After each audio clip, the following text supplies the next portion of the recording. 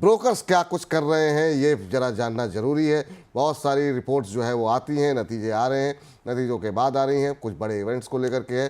तो सीधे चलते हैं हमारे सहयोगी हर्ष के पास, तमाम डिटेल्स लेकर के वो हमारे साथ जुड़ चुके हैं।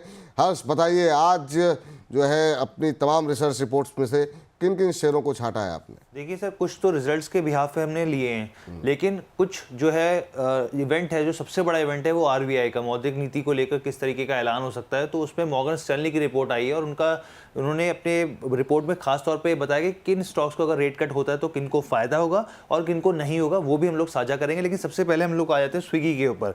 स्विगी के ऊपर रिपोर्ट आई है, यहाँ पर दो ब्रोकर्स लिए हमने, बर्नस्टीन और मैक्वेरी। देखिए, इन्होंने कॉल जो है बर्नस्टीन ने आउट परफॉर्म की दी है और मैक्वेरी ने अंडर परफॉर्म की दी है। और टारगेट जो है 375 रुपए का दिया है, लेकिन 575 रुपए का दिया, लेकिन 575 से पहले मैं बता दूं अपने व्यूअर्स को, इससे पहले जो बर्नस्टीन का टारगेट था वो 635 रुपए था, वहां से 635 रुपए से घटाकर 575 रुपए कर दिया है। और देखिए 325 का यहाँ पर दूसरा टारगेट है। हमारे गेस्ट भी चर्चा में आपसे कह रहे थे कि 390 का अगर नीचे जाता है तो बुरी स्थिति हो सकती है, यहाँ पे तो 325 के टारगेट दे दिए इन्होंने। काफी ज्यादा नीचे इनको लग रहा है कि ये स्टॉक जा सकता है। अब इसके पीछे के कारण क्या बताएं उन्होंने? देखिए, सबसे पहले बर्नस्टीन की बात कर लेते हैं। तो उनका ये कहना है कि जो नेट लॉस है और एबिटा लॉस है वो काफी वाइडन हुआ है, काफी बढ़ता हुआ दिखा है। इसके अलावा जो क्विक कॉमर्स बिजनेस है, साल दर साल के हिसाब से स्थिति बेहतर है, लेकिन यहाँ पर प्रेशर जो है वो जरूरत से ज्यादा झेल रही है कंपनी। इसके अलावा मार्केटिंग पर जो हो रहे खर्चे, साथ ही डार्क स्टोर पर जो खर्चे हो रहे हैं, उससे मार्जिन पे इंपैक्ट देखने को मिल रहा है। लेकिन इन्होंने ये भी एक चीज कही है कि अगर फूड डिलीवरी ग्रोथ की बात की जाए तो इस मामले में जोमैटो को थोड़ा सा पीछे करते हुए दिखी है यहाँ पे स्विगी। इसके साथ कुछ चीजें और इंपॉर्टेंट है, वो मैं आपके साथ साझा कर देता हूं। जैसे मैक्वेरी की बात कर ली जाए, क्योंकि हमने यहाँ पे बर्नस्टीन की बात कर दी, तो मैक्वेरी की अगर बात करें तो उनका ये कहना है कि यहाँ पर जो चैलेंज है सबसे बड़ा वो क्विक कॉमर्स बिजनेस में दिख रहा है। ऊपर से यहाँ पे जो फूड डिलीवरी ग्रोथ है वो स्लो होती हुई और देखने को मिल सकती है, और जो वैल्यूएशन है वो काफी ज्यादा स्ट्रेच है, यानी कि अभी जो इस लेवल पे स्टॉक ट्रेड कर रहा है वो भी इनको महंगा दिख रहा है। तो ये बात हो गई स्विगी की। अब हम अभी मतलब बिल्कुल विरोधाभासी, 575 और सीधे 325। जी बिल्कुल। तो यहाँ पे मतलब वो जो अभी चर्चा भी आप कर रहे थे गैस के साथ, तो 390 और सोचिए 325 तो बहुत ही ज्यादा नीचे डाउन साइड दिखा रहा है, और उसके कारण भी इन्होंने बताए हैं। तो चलिए अगली बढ़ते हैं हम लोग, डीएलएफ की तरफ बढ़ते हैं। दूसरा स्टॉक जो है वो डीएलएफ है।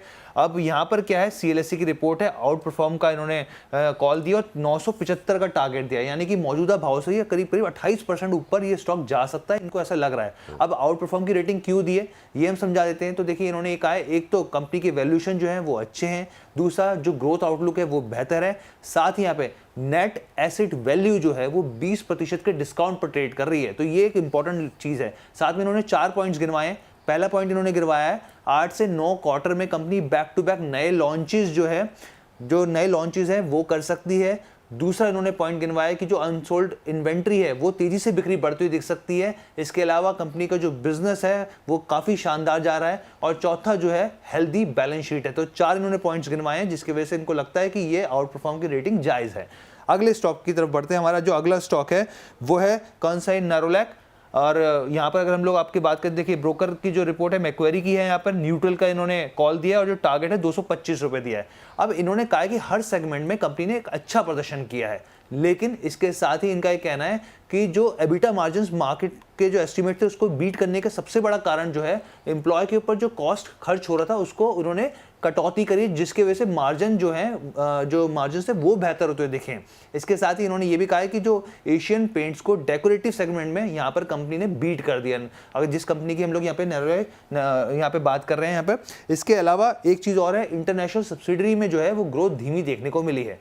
अब हम आखिरी रिपोर्ट पर आते हैं, जो आरबीआई की तरफ से जो आरबीआई के मौद्रिक नीति के ऊपर रिपोर्ट आई है मॉर्गन स्टैनली की। उस पर जरा थोड़ा सा अलग से चर्चा कर लेते हैं है ना, ताकि वो जो थोड़ा सा हम चाहेंगे उसमें थोड़ी सी और डिटेल एनालिसिस कर ले। लेकिन अंशुल जी हमारे साथ जुड़े हुए हैं। अंशुल जी, मिली जुली प्रतिक्रियाएं, बहुत सारे ब्रोकर्स की रिपोर्ट हमने खंगाली, जिसमें स्विगी पे हमने बातचीत की। मिली जुली प्रतिक्रियाएं वहाँ पर हैं, 575 या तो टारगेट निकल के आ रहा है या फिर 325। डीएलएफ पे 975 तक के टारगेट निकल के आ रहे हैं। कंसाई नेरोलैक आज जो है आज के बजिंग स्टॉक्स में शामिल है, और हम देख रहे हैं काफ़ी अच्छा मोमेंटम यहाँ पर कंसाई नेरोलैक में देखने को मिल रहा है। इन तीनों चीज़ों पे आपकी राय जानना चाहेंगे, अगर आप ट्रैक करते हो तो आपकी टिप्पणी क्या होगी? देखिए सर, नेरोलैक पेंट कंपनी है, पेंट कंपनी हम ट्रैक कर रहे हैं। हालांकि पसंद हमको एशियन पेंट्स है क्योंकि मार्केट लीडर है। और क्रूड के प्राइजेस, जैसे मैं बार बार बोलते आ रहा हूँ कि क्रूड के प्राइजेस में गिरावट स्टार्ट हो गई है। 4 हफ्ते की तेजी के बाद ये तीसरा हफ्ता है जहां गिरावट है और आधे से ज्यादा तेजी खत्म हो गई है। $78 से मैं बताते आ रहा हूँ कि आपको $62 और $52 तक की डाउन साइड है। अभी देखिए क्रूड $71.2 चल रहा है और इसका एक सपोर्ट जोन है $70 का। जैसे ये तोड़ेगा अगली डाउन साइड इसमें $65 तक की बनेगी। तो अगर क्रूड में इसी तरह गिरावट बनी रहती है तो ये पेंट कंपनी के लिए इनपुट कॉस्ट घटता जाएगा क्योंकि इनका बेसिक इनपुट ही क्रूड है। तो मेरे को सारे पेंट स्टॉक्स में तेजी लग रही है। मेरी हमारी जो रिकमेंडेशन है वो एशियन पेंट्स की है। बट कंसाई नेरोलैक में आज जिस हिसाब से गैप अप के साथ ब्रेकआउट आया है 50 डे मूविंग एवरेज का, अगर ये 250-254 का लेवल प्रोटेक्ट कर लेता है तो फिर ऊपर में ₹284 तक के टारगेट इसमें मिल सकते हैं। तो ये स्टॉक हमको ठीक लग रहा है। स्विगी हमें नहीं ठीक लग रहा है, 390 के नीचे क्लोज करता है तो खराब होगा। दूसरी चीज मैं आपको याद दिला दूं, अचानक से इन्हीं ब्रोकर्स को ₹1900 पे हुंडई मोटर्स बहुत अच्छा लगने लगा था और बाकी सब खराब लगने लगे थे। वहां से हुंडई मोटर ₹1900 से ₹1600 तक नीचे आ गया था। तो थोड़ा सा ये कई बार उसको स्टॉक को सपोर्ट करने के लिए, कई बार पंप करने के लिए इस टाइप की रिपोर्टें आती रहती हैं। तो रिपोर्ट पे ध्यान देने से ज्यादा चार्ट पे ध्यान दीजिए। अगर सब चीज सही है तो चार्ट सही होगा, अगर चार्ट सही नहीं है मतलब कहीं ना कुछ गड़बड़ है। तो वही चीज ओला में हुई। सब लोग 200 और कितने कितने टारगेट दे रहे थे, आ गया वो ₹60। तो इन पीआर गेम में फंसने की जगह थोड़ा सा चार्ट पे ध्यान दीजिए। अगर वो सही है तो फिर सब सही हो जाएगा, अगर वो सही नहीं है तो फिर कुछ भी सही नहीं होगा। नहीं तो यही वजह है कि मतलब ये तमाम जो अंतर्राष्ट्रीय ब्रोकरेज हाउसेस की रिपोर्ट्स हम अध्ययन करके दर्शकों को बताते ज़रूर हैं, लेकिन आखिरी मुहर आप जैसे एक्सपर्ट पर सही लगवाते हैं ताकि लोगों को सही सलाह और सही निर्णय में लेने में जो है वो मदद मिल सके। अब कल के बड़े इवेंट है, कल काफ़ी बड़ा इवेंट है आरबीआई की पॉलिसी, और आरबीआई पॉलिसी पर क्या कुछ एक रिपोर्ट आई है, मैं मॉर्गन स्टैनली की शायद है, और उसको हर्ष ने काफ़ी स्टडी किया है। क्या कुछ कह रही है वो रिपोर्ट और कौन से शेयरों पर बातचीत कर रही है?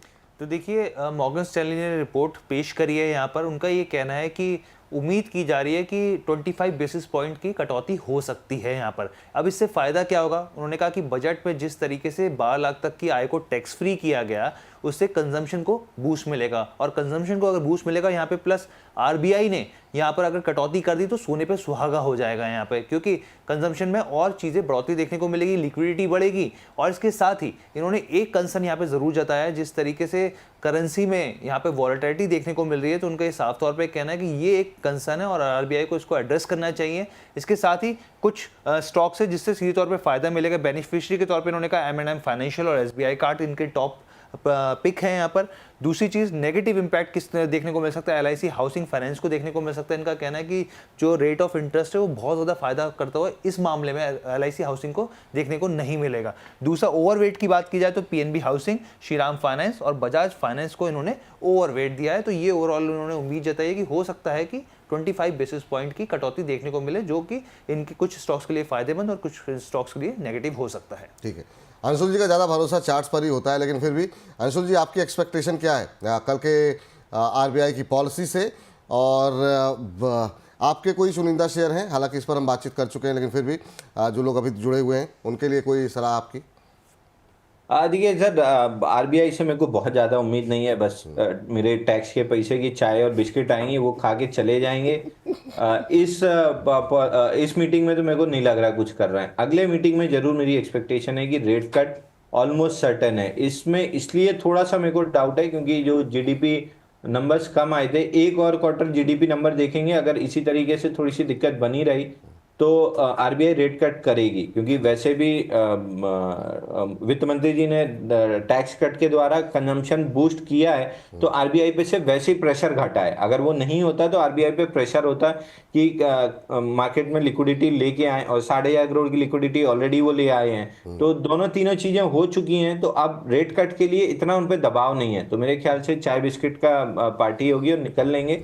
अगले में जरूर रेट कट पे इनका दबाव रहेगा और अगले में रेट कट होना चाहिए। लेकिन अंशुल जी ये ऐसा क्यों लग रहा है? क्योंकि अगर हम देखें अमेरिका में करीब 100 बेसिस पॉइंट की, यानी 1% की कटौती हो गई।